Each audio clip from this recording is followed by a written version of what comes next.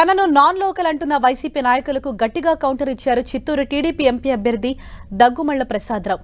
ఎంపీగా పోటీ చేస్తున్న చెవిరెడ్డి భాస్కర్ రెడ్డి, అనిల్ కుమార్ యాదవ్, నందిగాం సురేష్ వీళ్లంతా లోకల్సా అని ప్రశ్నిస్తున్నారు. పార్లమెంటు బరిలో నిలిచిన వారికి స్థానికతతో సంబంధం లేదని, నటి జయప్రద, మాజీ ప్రధాని పివి వేరే ప్రాంతాల నుంచి పోటీ చేయలేదా అని ప్రశ్నించారు. చిత్తూరు ఎంపీ సీటుతో పాటు పార్లమెంటు పరిధిలోని 7 అసెంబ్లీ సెగ్మెంట్లలో టీడీపీ గెలుపు ఖాయమంటున్న చిత్తూరు టీడీపీ ఎంపీ అభ్యర్థి ప్రసాదరావుతో మా ప్రతినిధి Murali face to face. Chittoor parliament పోరు రసవత్తరంగా మారింది. వైసీపీ నుంచి మరోసారి రెడ్డప్ప బరిలో ఉండగా తెలుగుదేశం పార్టీ నుంచి రిటైర్డ్ ఐఆర్ఎస్ అధికారి దగ్గుమళ్ల ప్రసాదరావు గారు పోటీ చేస్తున్నారు. గత టికెట్ ఖరారైన నుంచి కూడా ఆయన మొత్తం పార్లమెంట్ పరిధిలోని అన్ని అసెంబ్లీ సెగ్మెంట్లో కూడా ప్రసాదరావు గారు విస్తృతంగా పర్యటిస్తూ ఉన్నారు. ప్రస్తుతం మనతో పాటు ప్రసాదరావు సార్తో మాట ప్రయత్నించేద్దాం. సార్, ఏమనిపిస్తుంది? నిజానికంటే ఈ ప్రాంతం మీకు కొత్తగా రిసీవ్ చేసుకుంటున్నారా, తెలిసిన మనిషి రిసీవ్ చేసుకుంటున్నారా? అందరికీ నమస్కారం అండి. అయితే నేను రాగానే ఇక్కడ కొత్తదనం అనేది ఏం లేదండి, బాగా రిసీవ్ చేసుకున్నారు, చాలా బాగుంది. పార్టీ క్యాడర్ అంత బలంగా ఉంది ఇక్కడ. దానివల్ల ఎవరు వచ్చినా పార్టీ మెయిన్ ఇక్కడ తెలుగుదేశం పార్టీ క్యాండిడేట్గా చూస్తున్నారు కానీ ప్రసాదరావు గారు కాబట్టి నేను కొత్తదనం ఏం లేదు.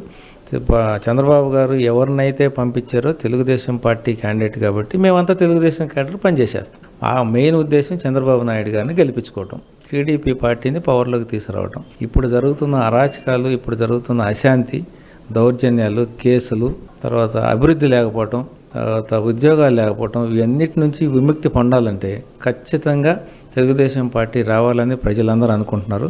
నాన్ లోకల్ అంటూ కూడా కొంత ప్రతిపక్షాలు కావచ్చు, విపక్షం కావచ్చు, మీ ప్రత్యర్థి కావచ్చు చేస్తున్న ఆరోపణలకు ఎట్లా సమాధానం ఇస్తారు? మెంబర్ ఆఫ్ పార్లమెంట్కి లోకల్, నాన్ లోకల్ ఉండదండి. ఎందుకంటే మనకి హిస్టరీలో బోల్డ్ అని కేసులు ఉన్నాయి. మన జయప్రద గారు ఉత్తరప్రదేశ్ వెళ్ళి గెలిచి పార్లమెంట్లో ఉన్నది మనం చూసాం.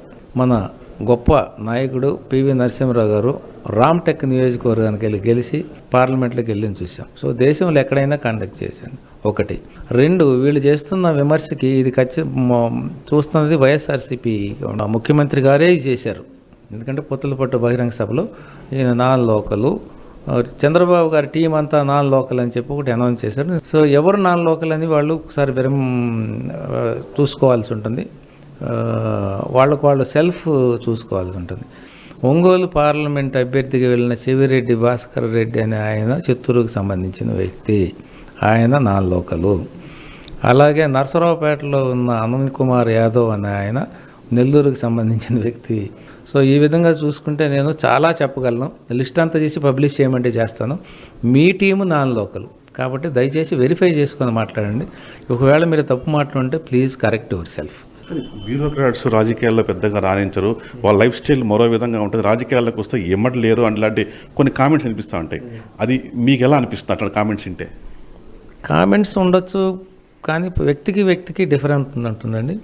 బ్యూరోక్రటీ కూడా హ్యూమన్ బీయింగే. రాజకీయ నాయకుల్లోకి వచ్చిన తర్వాత ఇక్కడ చేయాల్సిన పనులన్నీ చేయాల్సిందే, సాంకేతికంగా చేయాల్సిన అన్నీ అప్లై చేయాల్సిందే. అభివృద్ధి ఏం చేయగలం, సమస్యలను గుర్తించి అభివృద్ధిని ఎలా చేయగలం, ఈ సమస్యల్ని పార్లమెంట్లో ఎలా డిస్కస్ చేయగలం, చర్చించి దీనికి సంబంధించిన ఫండ్స్ కానీ తీసుకొచ్చి డెవలప్మెంట్ ఎలా చేయగలం అనే దానే దృష్టి ఉంటుంది. కానీ ఇక్కడ బ్యూరోక్రట్ లేదు, రాజకీయ నాయకులు లేదు. బ్యూరోక్రట్ వచ్చి ఇక్కడ నిస్తేజంగా ఉంటే కూడా రాజకీయ అలర్ట్గా ఉన్న రాజకీయ నాయకుడు కూడా ఇవన్నీ చేస్తాడు. గెలిచినా ఓడినా ప్రసాదరావు గారు ఇక్కడే ఉంటారా? ఖచ్చితంగా ఉంటాను. మీరు చూశారు ఈ ఆఫీస్ అంతా. ఇంతకుముందు చాలామంది అడిగారు ఎవరు ఆఫీస్ కూడా బెటర్ సార్ మీరు ఏంటంటే, ఈ ఆఫీసు తెలుగుదేశం పార్టీ ఆఫీసు, నా ఆఫీసు కాబట్టి ఈ ఆఫీసు ఇక్కడే ఉంటుంది. ప్రజలకు అందుబాటులో ఉంటాను. గెలిస్తే బాగా ఉంటాము, గెలవకపోయినా ప్రజల సమస్య చూస్తాం. ఓడిపోయినంత మాత్రం నాకేమీ హక్కు లేని పరిస్థితి ఏం లేదు, అన్ని సమస్యలు చూస్తాం. మొత్తంగా ప్రసాద్ గారు చెప్తున్నది చాలా స్పష్టంగా చెప్తున్నారు. ఆయన నిజానికి ఎక్కడో బాపట్ల నుంచి వచ్చినప్పటికీ తక్కువ సమయంలోనే కుప్పం పార్లమెంట్ పరిధిలోని అన్ని అసెంబ్లీ సెగ్మెంట్లు కావచ్చు, మిగిలిన 6 అసెంబ్లీ సెగ్మెంట్ మొత్తం చిత్తూరు పార్లమెంట్ అసెంబ్లీ సెగ్మెంట్ పరిధిలో ఆయనకి పూర్తి స్థాయిలో అవగాహన ఉంది. అయితే తను గెలిచినా ఓడినా ఈ పార్లమెంట్ స్థానాన్ని వదిలేదు. మొత్తంగా ఇదేదో ఈ చిత్తూరు పార్లమెంట్ టీడీపీ అడ్డాని తాము లైట్ తీసుకోవట్లేదు. ప్రతి కాన్స్టిట్యున్సీ మీద పూర్తి స్థాయిలో ఫోకస్ పెట్టి గ్రౌండ్ రియాలిటీ తీసుకొని ముందుకెళ్తున్నట్టుగా ప్రసాద్ గారు చాలా ధీమాగా చెప్తున్నారు. కెమెరా పర్సన్ హేమంత్తో మురళి, 10 టీవీ, చిత్తూరు.